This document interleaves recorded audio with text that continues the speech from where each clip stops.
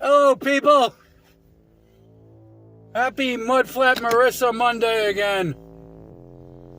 I think right before this or after this, I'm putting up a short video talking about the Super Bowl halftime show. I mean, I got my feelings about the halftime show, but I liked it. Only, for personal reasons. But, hello, people. Well, happy Monday. Let's play Monday morning quarterback. What'd you think of the Super Bowl halftime show yesterday? Well, I'll tell you what. I enjoyed it. Yeah, I enjoyed it. Not so much the Bad Bunny guy performance. Of course, I was sitting there making the kind of comments you'd expect me to make. But I had to watch it because the wife does like the Bad Bunny. So the thing about it was that I saw my son setting with some of the cutest stuff. I guess you could call it code switching.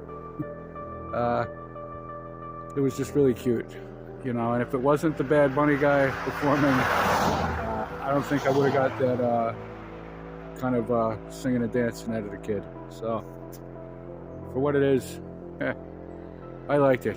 I actually put it on again to see if I could get the kid to react like that. But yeah, what a game. At first I thought before the game I was rooting for the Patriots. Then I had to look up like the demographics of the team, the stats on the players and stuff.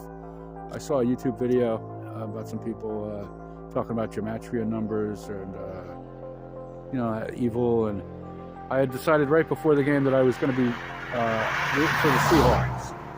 So again, it's like I don't have a dog in the fight. I'm not a football fan. I don't even like sports, people. I'm not a sports fan. I don't wear another man's number on my back.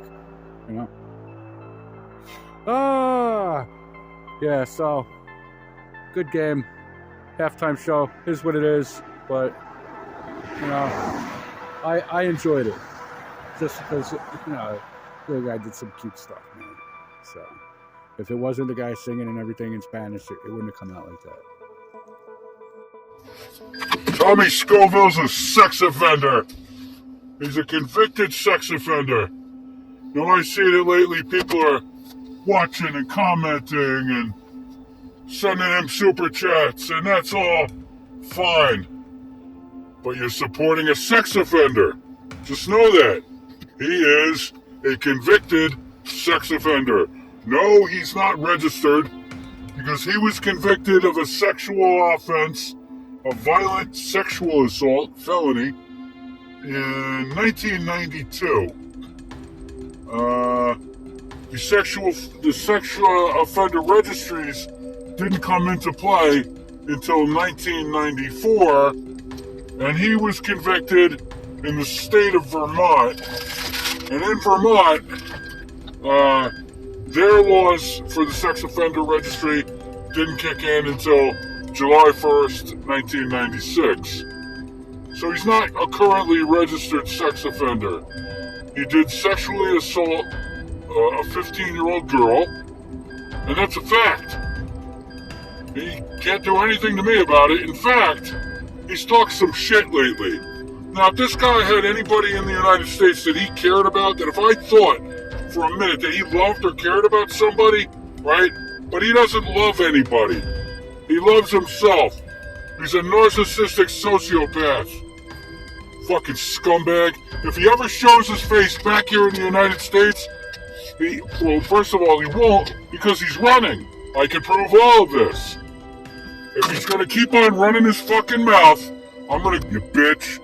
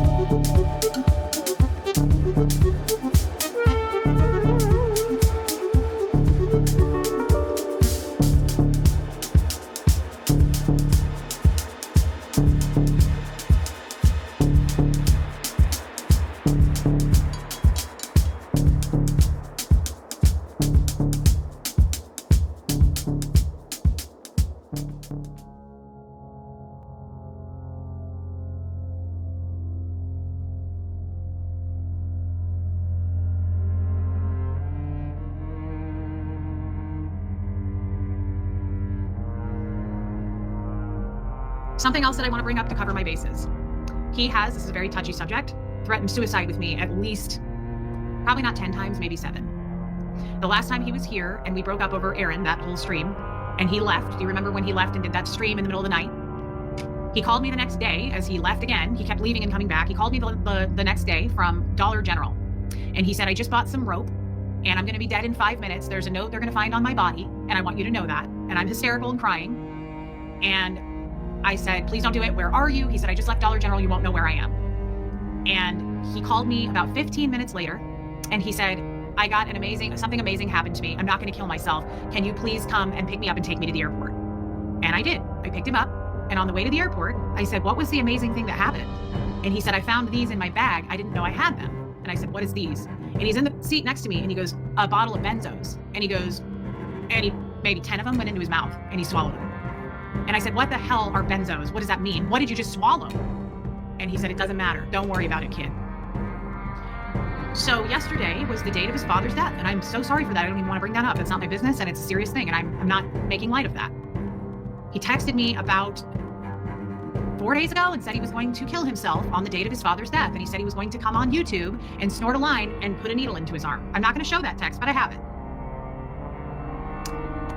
So he uses that to manipulate. When I have notes, I want to make sure that I cover everything because this is the only stream I'm going to do on this and I don't want to